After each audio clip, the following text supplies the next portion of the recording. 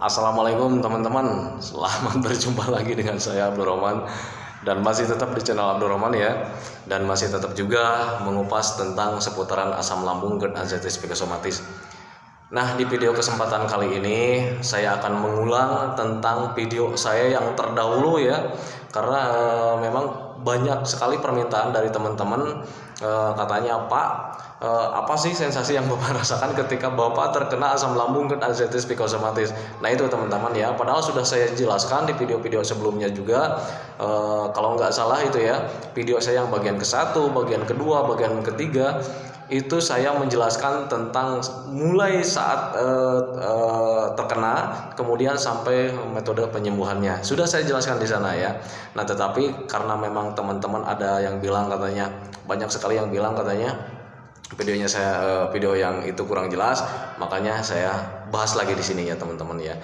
Nah, sebelum saya lanjutkan videonya, seperti biasa teman-teman ya, mohon di-subscribe dulu karena subscribe itu tidak memerlukan biaya, tidak memerlukan pendaftaran. Subscribe itu adalah hal yang sangat mudah sekali ya buat teman-teman ya.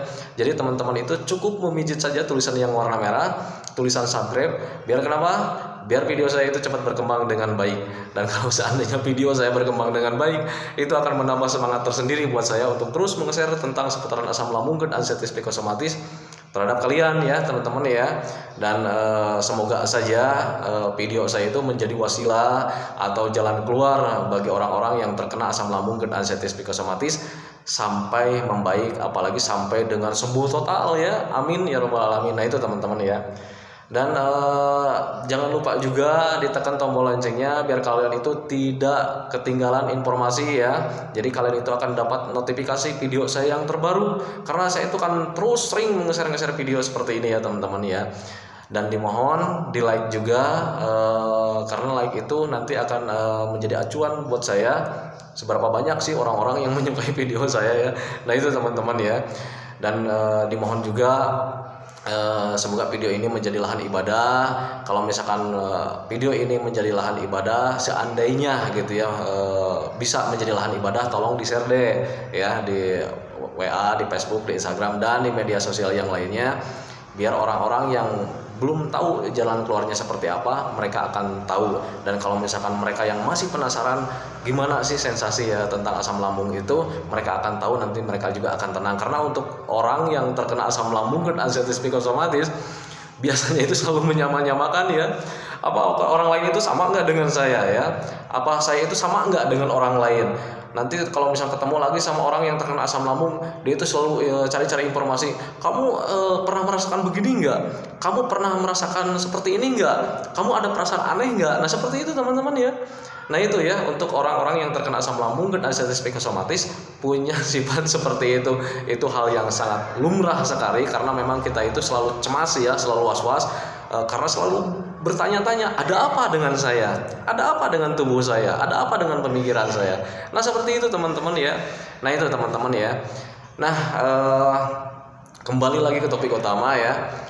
Saya akan menjelaskan tentang sensasi saya waktu itu ketika pertama kali terkena asam lambung, GERD, anxiety, psikosomatis. Sensasinya sangat banyak sekali ya teman-teman ya. Tetapi saya waktu itu karena sudah parah betul, jadi sebetulnya untuk penyakit asam lambung, GERD, anxiety, psikosomatis itu sangat banyak sensasi sekali. Tetapi ada juga yang hanya mendapatkan sensasinya itu, yang mengalami sensasinya itu ada juga yang sedikit gitu ya. Kadang ada cuman 6 sensasi, mungkin ada yang mendapatkannya 7 sensasi.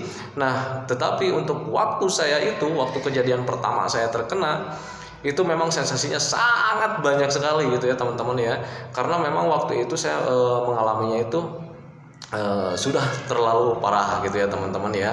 Jadi sensasi waktu itu, waktu pertama kali saya terkena asam lambung, GERD, anxiety, psikosomatis, yang pertama kali saya rasakan dulu itu hanya kelayangan ya, kelayangan seperti mau gitu ya. Jadi seperti mau jatuh, seperti mau hilang saja nyawa itu gitu ya.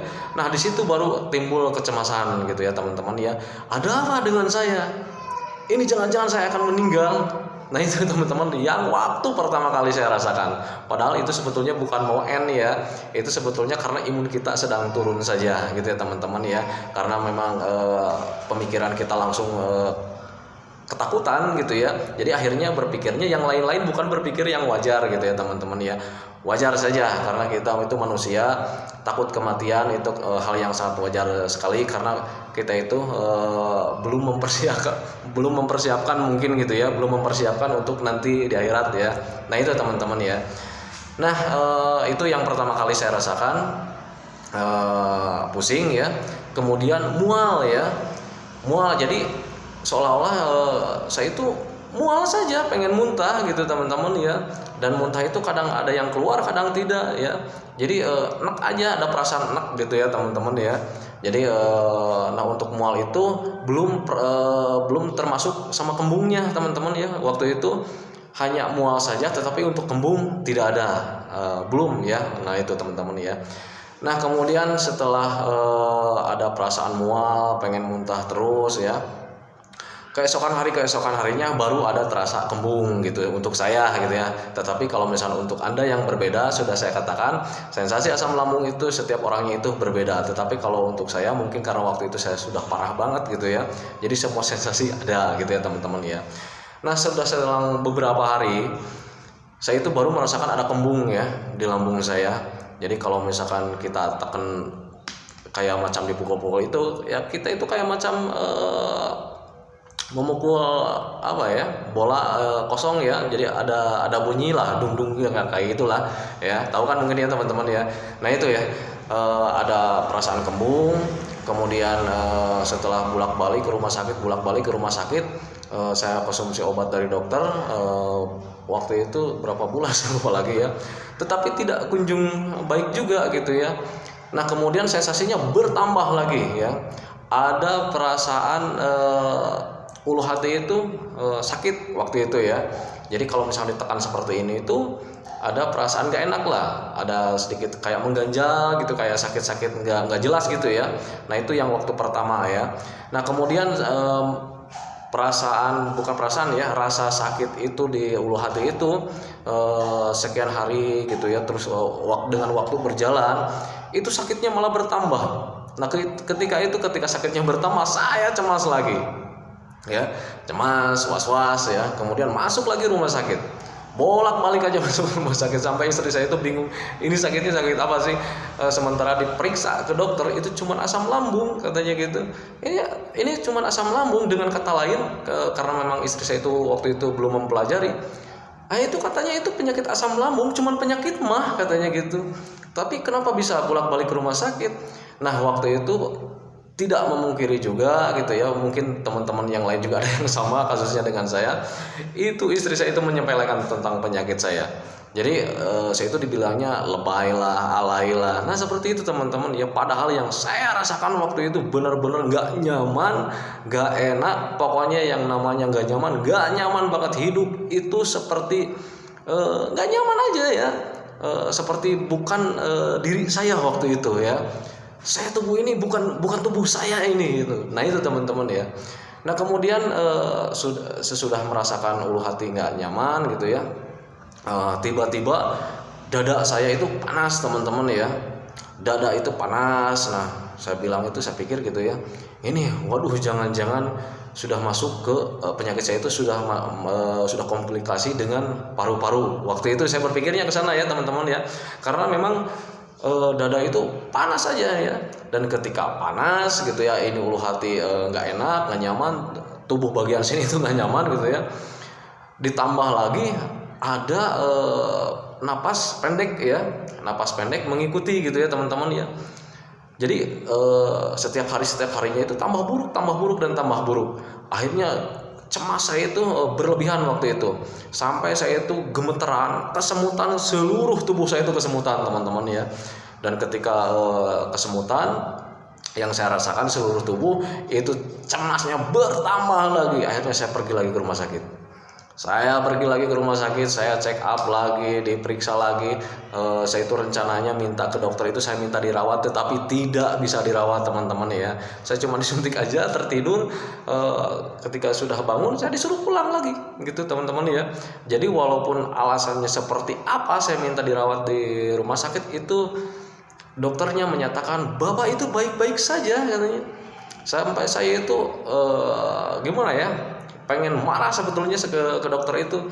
Saya dalam hati saya berkata, ini tuh dokter tuh bener apa tidak, saya bilang gitu ya. Ini tuh dokter beneran apa dokter cuman dokter-dokteran, saya bilang gitu ya dalam hati ya. Karena memang dokter itu menyatakan saya baik-baik saja. Saya itu hanya terkena asam lambung saja katanya gitu. Bapak itu cuma terkena asam lambung saja gitu. Asam lambung itu tidak apa-apa katanya. Bapak minum lansoprazol saja beres katanya gitu ya. Sembuh. Tetapi untuk lansoprazol, untuk obat-obatan lambung, waktu itu saya konsumsi bahkan gonta-ganti obat, tetap saja tidak ada perbaikan. Nah itu yang membuat saya cemas. Jangan-jangan ini salah diagnosa, saya pikir gitu ya. Jangan-jangan ini penyakit yang lain gitu ya. Makanya ketika pulang lagi ke rumah, saya nangis, saya terdiam. Kenapa? Ada apa dengan tubuh saya? Ada apa yang terjadi dengan saya? Kok sampai saya begini? Mau berobat pun ke dokter saya selalu ditolak. Saya pengen dirawat di rumah sakit pun saya selalu ditolak. Ini ada apa dengan saya? Nah sampai punya pemikiran yang lain waktu itu ya. Nah itu teman-teman ya. Dan kemudian ada perasaan kayak meriang ya, dikatakan meriang sebetulnya enggak ya, dikatakan enggak ya meriang. Jadi meriangnya meriang nggak jelas ya. Jadi kalau misalkan kita kan tahu ya, meriangnya sakit ketika kita sakit badan gitu ya, ketika panas badan itu kan sakitnya begitu ya, meriangnya begitu ya. Nah tetapi untuk asam lambung dan ansiedis psikosomatis itu berbeda sekali. Makanya saya itu kalau misalkan ditanya sama istri, ayah itu meriangnya meriang gimana? Susah saya menjelaskannya ya. Sampai istri itu beli kompresan buat di jidat saya. Saya pikir dia pakai alat kompres juga nggak nyaman ya, nggak nyaman karena beda, bukan panasnya panas sakit ketika panas biasa gitu. Ini meriangnya berbeda dengan meriang yang biasa kita rasakan ketika mengalami sakit yang lain. Nah itu ya, ketika meriang asam lambung seperti itu ya, asam lambung dan ansiedis psikosomatis seperti itu teman-teman ya. Dan kemudian berjalan dengan waktu, akhirnya saya tambah parah lagi. Ketika itu mata saya mulai meredup. Itu yang membuat saya tambah cemas ya. Jadi berpikirnya yang lain lagi. Sekarang tubuh saya itu sudah down ya, sudah turun, ditambah lagi mata buram. Langsung saya berpikirnya yang lain-lain ya. Sekarang tubuh sudah turun, kemudian mata memburam. Waduh, jangan-jangan ini tanda kematian saya. Nah seperti itu teman-teman ya. Akhirnya saya cemas lagi, masuk ke rumah sakit lagi. Nah itu teman-teman ya. Pengalaman saya ini ya, mungkin pengalaman Anda berbeda, tetapi pengalaman saya seperti itu ya. Ketika mata saya buram, saya cemas lagi. Ya, masuk ke rumah sakit lagi, sampai di rumah sakit dinyatakan tidak apa-apa.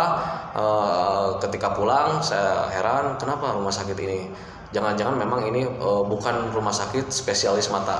Saya pikir seperti itu. Makanya saya bilang lagi ke istri, Bu, nanti kapan-kapan kita periksanya ke bagian mata saja gitu ya. Nah ketika tetapi untuk seorang istri ya, waktu itu sangat sabar sekali melayani saya. Oke katanya, kalau misalkan untuk biar nggak penasaran katanya, karena ayah itu nggak apa-apa sebetulnya, tetapi kalau misalkan masih penasaran boleh nanti ibu antar katanya, seperti itu ya. Akhirnya ketika selang beberapa hari, karena penasaran saya itu sangat tinggi sekali. Catat ya, untuk para penyakit untuk para penderita asam lambung dan ansiedis psikosomatis itu sifat penasarannya itu sangat tinggi sekali gitu ya, termasuk saya gitu ya. Nah itu teman-teman ya. Jadi setiap hari itu selalu bertanya-tanya ya. Kadang kalau misalnya ada rencana mau berobat ke dokter mata, besoknya itu kepikiran pengen cepat-cepat nih berobat ke dokter mata, pengen cepat-cepat nih berobat ke dokter mata. Nah itu teman-teman ya. Jadi ketika pas waktunya berobat itu sangat senang sekali. Dan anehnya ini apapun sensasinya yang ada dalam tubuh kita itu, baik di badan, baik di mata, baik di kepala, ketika datang ke dokter itu sepertinya kita itu membaik. Nah itu teman-teman ya. Jadi agak membaik. Nah itu yang membuat saya heran. Waktu itu juga saya sama ya, ketika mata saya buram, nah ketika saya datang ke dokter mata, ternyata mata saya agak membaik gitu ya. Nah itu teman-teman ya. Dan kemudian setelah masuk ke dokter mata, setelah saya diperiksa, ternyata mata saya baik-baik. Nah di situ saya sembuh ya, sembuh untuk mata. Waktu itu ada perasaan senang mungkin ya. Oh baik-baik saja. Jadi ada ketenangan tersendiri lah. Oh ternyata mata saya nggak apa-apa, gitu ya. Akhirnya saya pulang ke rumah. Saya bertanya-tanya, kenapa ya mata saya sekarang tidak apa-apa, padahal kemarin-kemarin itu mata itu pandangannya itu agak-agak meredup. Nah itu teman-teman ya. Nah keesokan harinya selang beberapa hari ada sensasi yang nambah lagi teman-teman waktu itu. Telinga saya menjadi berdenging waktu itu ya. Nah ketika berdenging, saya waktu itu cemas. Ada apa ini telinga saya berdenging? Karena waktu sebelum terkena asam lambung dan anestesi psikosomatis, berdengingnya cuma sebentar. Kadang kita juga ya waktu ketika sehat sering mengalami telinga berdenging, cuman nggak terlalu lama ya. Dan itu tidak menjadi cemas karena kita sering mengalami ya telinga berdenging. Nah beda dengan ketika ada telinga berdenging, kemudian kitanya sedang mengalami asam lambung dan anestesi psikosomatis, kemudian berdengingnya itu agak lama. Nah itu yang membuat cemas lagi saya ya waktu itu. Sampai saya itu bilang lagi ke istri, saya bilang, Bu, ini sekarang kok mata udah agak membaik, tapi telinga saya yang berdenging sekarang. Istri saya itu sampai berdiam diri ya. Dia itu menatap saya waktu itu. Kemudian istri saya itu sempat bilang ke saya, ya katanya memang benar ya, kata dokter waktu di rumah sakit, seharusnya ayah itu masuk ke psikiater aja katanya gitu. Karena untuk ayah itu kondisinya baik-baik aja, sehat aja. Sekarang pikirlah katanya, bisa jalan-jalan, bisa ke warung katanya gitu ya, tapi selalu mengeluh tentang kesakitan gitu ya. Sebaiknya mending ke psikiater aja katanya gitu ya. Nah waktu itu saya marah banget. Saya bilang ke istri ya, sudah saya katakan dari pertama saya tidak mau ke psikiater. Saya bukan orang gila, saya bilang gitu ya. Saya normal, saya bukan orang gila gitu. Malah hampir berantem ya sama istri ya waktu itu karena adu mulut lah gitu ya. Kalau misalkan nggak apa-apa katanya, kalau misalkan normal-normal saja, kenapa masih ada keluhan katanya seperti itu. Ya akhirnya saya tertegun waktu itu ya. Gimana cara menjelaskannya ke keluarga? Keluarga itu jangankan orang lain ya, pasangan hidup kita aja menilai kita itu kita baik-baik saja, padahal yang kita rasakan waktu itu lagi parah bangetnya ya. Ada yang tidak nyamannya itu yang benar-benar tidak nyaman gitu ya teman-teman ya. Nah waktu itu karena banyak pikiran, selalu berpikir tentang penyakit, akhirnya mata saya kembali lagi buram waktu itu. Akhirnya di situ saya cemas lagi. Waduh, jangan-jangan ini baru saatnya kematian saya. Nah itu teman-teman ya. Jadi sensasinya itu sangat banyak sekali ya.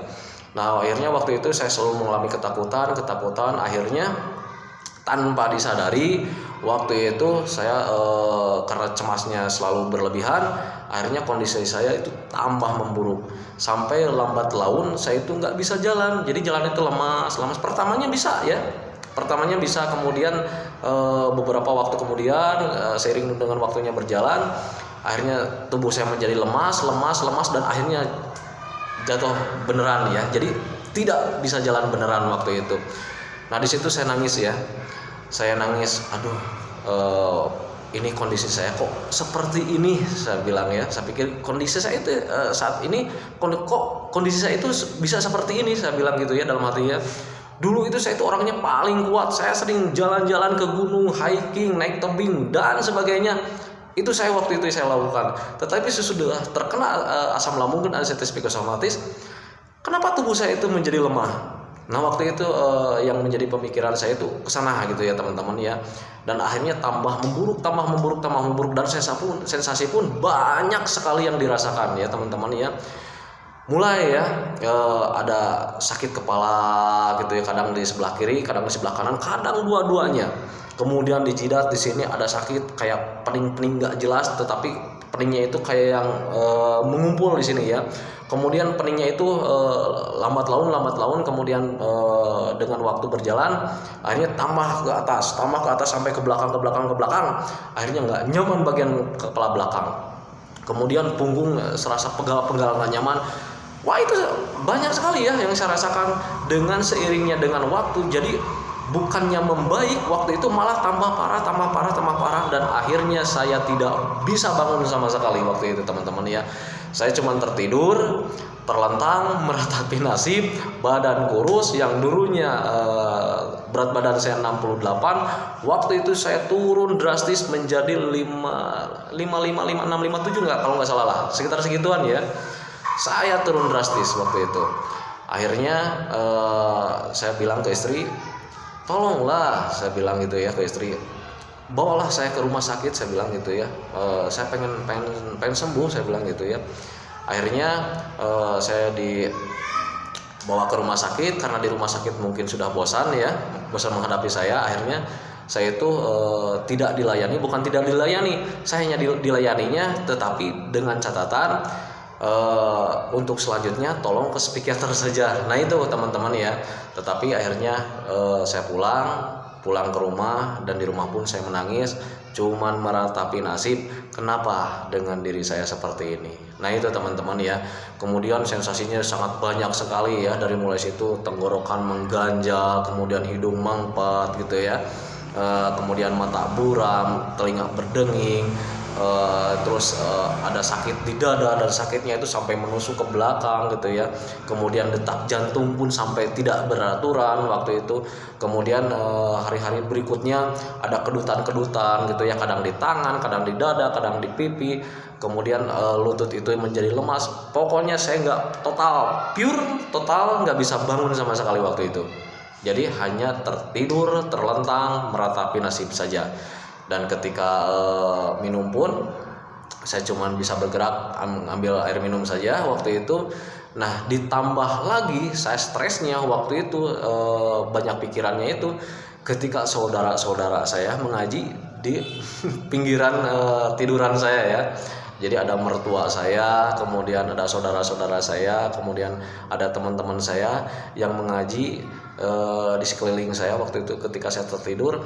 Nah ketika itu justru malah drop banget ya, drastis turun banget gitu mental saya, karena saya berpikirnya seperti itu ya, seperti ini teman-teman ya. Ketika orang sakit kemudian di sekelilingnya banyak yang ngaji, biasanya umurnya nggak panjang. Waktu itu saya berpikirnya ke sana ya. Akhirnya saya di situ menangis meratapi nasib ya. Nah baru di situ ada keikhlasan tersendiri waktu itu. Saya pikir begini ya waktu itu, untuk menghadapi kematian gak usah ditakutkan. Itu menanamkan dalam hati saya waktu itu, waktu ketika benar-benar saya tidak bangun ya. Biarinlah Allah kalau misalkan menghendaki saya mati sekarang, gak apa-apa.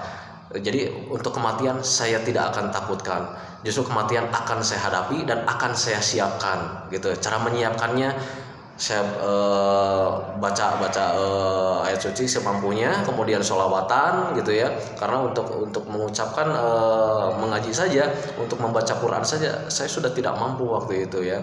Akhirnya cuma dalam hati saja saya bilang ke istri, tolong Bu tasbih sini, saya bilang gitu ya. Dan kemudian saya baca sholawatan, saya wiridan waktu sambil terlentang, sambil meneteskan air mata waktu itu ya. Kemudian saya pasrah ya.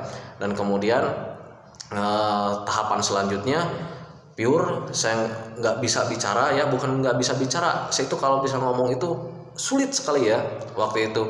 Akhirnya saya tambah meneteskan air mata, ini akhir hidup saya pikir seperti itu waktu itu. Akhirnya karena memang untuk baca Al-Quran saja saya tidak bisa waktu itu ya.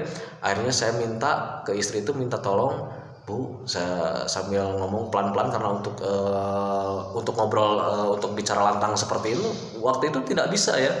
Jadi saya bilang ke istri, Bu tolong siniin HP, saya bilang begitu. Saya waktu itu mencari doa taubat waktu itu di HP ya. Saya mencari doa taubat waktu itu di HP, di YouTube, cari doa taubat. Tetapi yang pertama keluar itu bukannya doa taubat waktu itu ya. Jadi memang di YouTube itu waktu itu ketika saya cari ada doa-doa kemudian di bawahnya itu yang sering banyaknya itu justru kata-kata kematian, tetapi di bawahnya ada disisipi di situ asam lambung waktu itu. Nah itu teman-teman ya, nah itu wasilah saya waktu itu ya. Jadi ketika saya mencari doa taubat, ada video doa, tetapi yang ke bawahnya di YouTube itu banyaknya itu tentang menghadapi kematian seputaran asam lambung, GERD, anxieties, psikosomatis. Baru saya di situ teringat. Sementara saya waktu itu teringat dengan diagnosa dokter bahwa saya itu terkena asam lambung, justru yang saya klik itu bukan doa taubat waktu itu. Ya, ini pengalaman saya ya.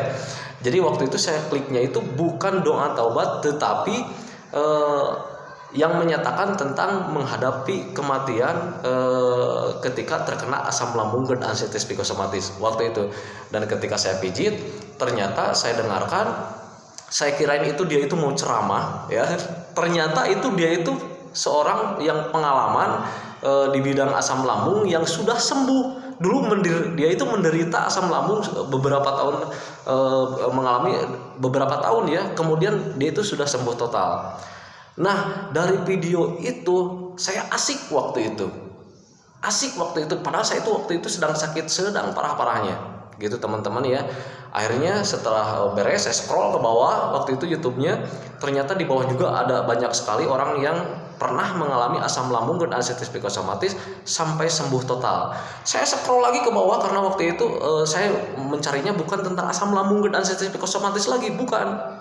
Tetapi saya mencari korban-korban waktu itu, korban-korban asam lambung dan anxieties psikosomatis hingga meninggal. Waktu itu karena saking penasarannya gitu. Ternyata tidak ada ya. Bahkan di berita-berita saya cari di informasi berita ya yang ada di YouTube, ternyata untuk asam lambung dan anxieties psikosomatis itu belum ada korban. Saya tidak temukan gitu waktu itu. Nah, baru di situ karena memang mencari tidak ada, langsung saya berpikir, kok bisa ya, saya bilang gitu ya dalam hati itu. Ternyata asam lambung dan anxieties psikosomatis itu bisa sembuh. Akhirnya saya mencari motivator terbaik waktu itu. Karena untuk saya waktu itu karena memang sedang down, jadi saya pengen cepat-cepat sembuh. Jadi akhirnya waktu itu saya mencari motivator terbaik.